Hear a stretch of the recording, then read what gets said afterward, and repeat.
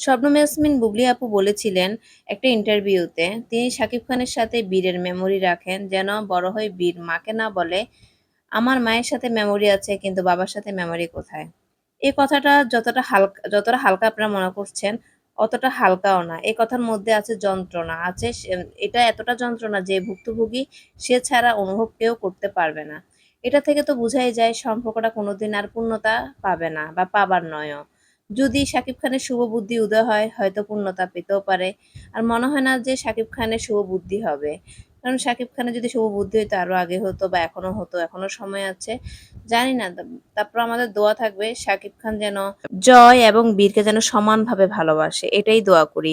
আর এখনো পর্যন্ত বুবলির সাথে ডিভোর্স হয়নি। যদি আল্লাহ শুভ বুদ্ধি দেয় তাইলে হয়তো বুবলির সাথে সংসারটা করা তার জন্য উত্তম হবে। কারণ এখন যদি তৃতীয় পার্সন কোনো লোক আসে, বুবলির মতো করে জয়কে কেউ গ্রহণ করবে না। আর বীর তো দূরের কথা। জয়, বীর দুজনে আউট হয়ে যাবে। তৃতীয় পক্ষ শাকিবকে নিয়ে হ্যাপিই থাকবে।